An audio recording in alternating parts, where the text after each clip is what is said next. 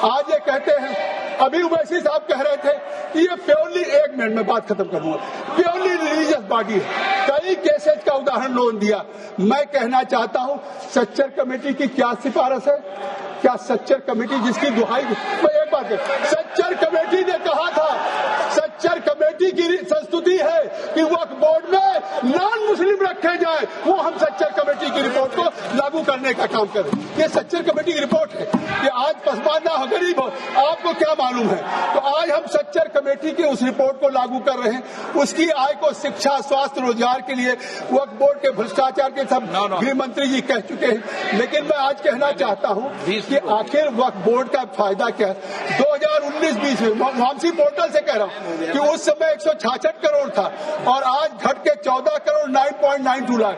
आज वक्फ बोर्ड तनख्वाह नहीं दे सकती है। तो अगर सीएजी के द्वारा नियुक्त किए हुए अगर ऑडिट होगा तो उसका फायदा किसको मिलेगा? गरीब मुसलमानों को मिलेगा, आम मुसलमानों को मिलेगा, पसमानदा को मिलेगा। इसलिए मैं कहना चाहता हूं, और इसलिए मैं कहना चाहता हूं आज जिस तरीके से हमारा ये हुआ है, मैं धन्यवाद दूंगा कि हमारी सरकार ने इस वक्फ की कमेटी की मेहनत से 6 महीने में जो रिपोर्ट दिया, उस रिपोर्ट को लागू करके एक नए सुशासन में आज भारत इस लागू करके देश के पसमानदा आम गरीब को फायदा है। बहुत बहुत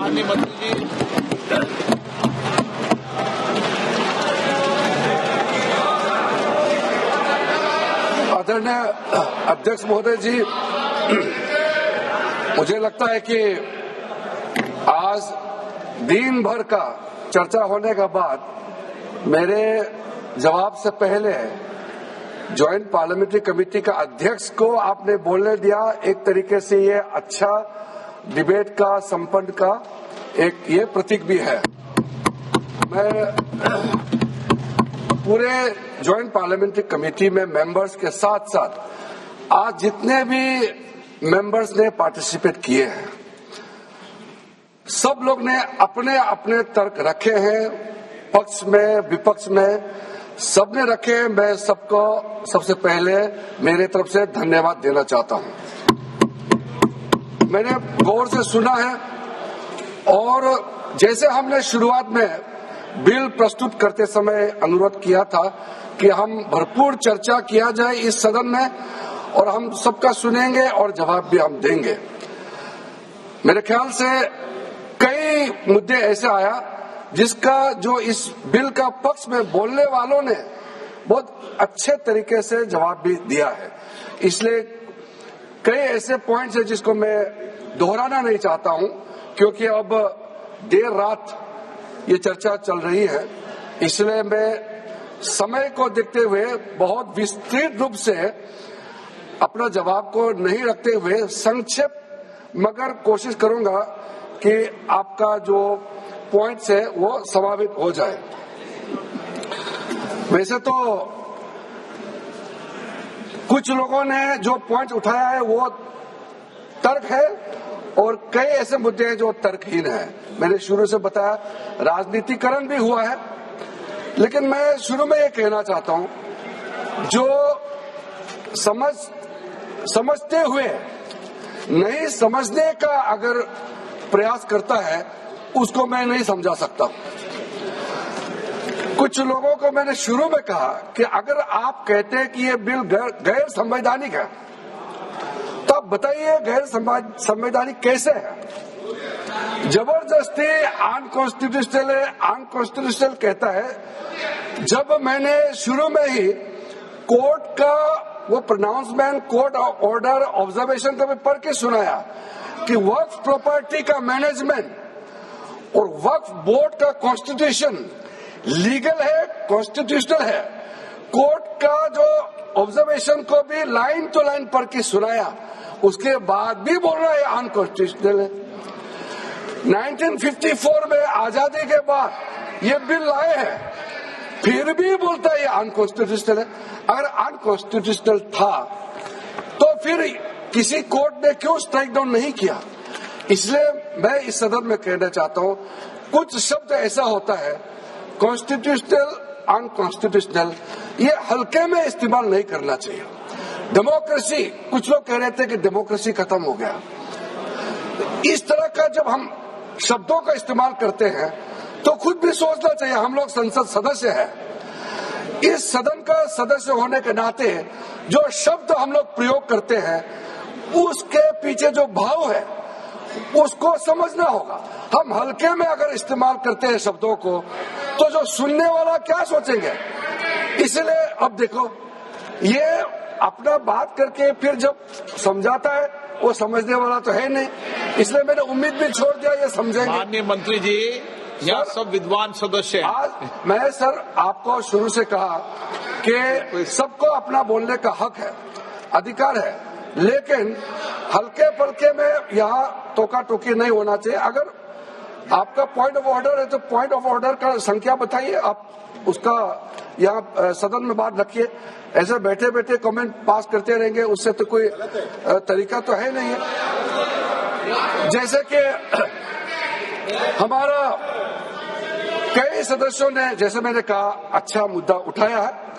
मैं सबसे पहले जो हमारा छोटा भाई समान है लेकिन अभी कांग्रेस का डिप्टी लीडर है, गौरव गोगोई जी है, राजा जी है, कई लोगों ने मुद्दा जो उठाया उसको मैं पहले संक्षेप में जवाब देना चाहता हूँ। आपने बोला कि ये वक्त बाय यूजर को कैसे ओमिट कर दिया है और इसका फायदा क्या है, इसको हटाने से क्या फायदा होता है। ये मैंने शुरू में भी कहा, अभी फिर से मैं उसको थोड़ा और ऐड करके बोलना चाहता हूँ। ये जो वक्त बाय यूजर, चलते फिरते में कोई कहता है कि एक जमाने में यहाँ मेरा बाप दादा या उस जमाने में ये जमीन को ऐसा इस्तेमाल करता था। अगर कोई बोल देता है, अगर वक्फ बोर्ड कहने पर उस जमीन को, उस जगह को वक्फ डिक्लेयर कर देता है तो ये कैसे हम मान सकता है। कोई प्रमाणित रूप से अगर कहे कि ये उस समय वक्फ के लिए इस्तेमाल किया गया था, सर्टिफिकेट दिखाइए, कोई डॉक्यूमेंट दिखाइए, तो फिर इसको वक्फ डिक्लेयर किया जा सकता है। कहने पर, आप क्लेम करने पर इसको डिक्लेयर करेंगे, आप कैसे मान्यता दे सकते हैं। इसका कोई धर्म का बात ही नहीं है। कई लोगों ने कहा कि एंटी मुस्लिम है। अब बताइए एंटी मुस्लिम कैसे हो गया। चाहे मुसलमान का हो, हिंदू का हो, सिख, जैन, ईसाई, सबका हर जमीन देश का ही जमीन है। उसमें कानूनी तौर पर अगर कोई जमीन का अधिग्रहण करता है, डिक्लेरेशन करता है, रजिस्ट्रेशन करता है, सबको वेलकम करना चाहिए। इसको आप इस्लाम धर्म के खिलाफ, मुसलमानों के खिलाफ कदम उठाया जा रहा है। कई लोगों ने बार बार इस बात को दोहराया है। मैं मानता हूं कि हम लोग जब इतना विस्तार से चर्चा कर रहे हैं तो जब इल्जाम लगाते हैं तो बिना तर्क का इल्जाम नहीं लगाना चाहिए। सर, जो हम वक्त, मैं राजा जी, आपने इस बात को 2 बार दोहराया है। I want to be very clear in informing my honorable colleagues that removal of waqf by user proposed in the bill is due to inadequate documentation, data supporting ownership of the waqf properties leading to disputes. There are huge numbers of disputes pending in the tribunals and we have to ensure that this speedy justice is delivered. Whatever possible effort we have to do, we must do.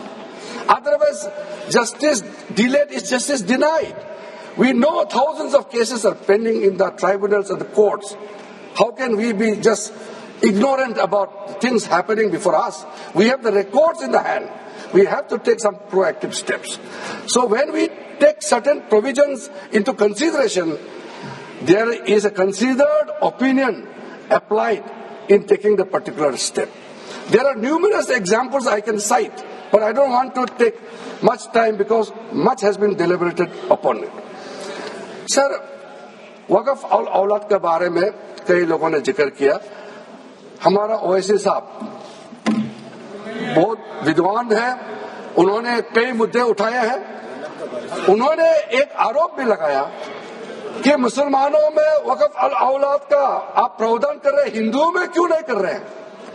मैं उसको बताना चाहता हूं कि हिंदुओं में तो प्रावधान पहले से है, अलग से कानून बनाने का क्या हो सकता है।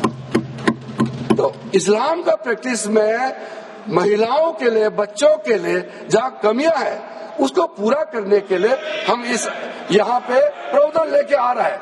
एक यूनिफॉर्म हो हमारे देश में,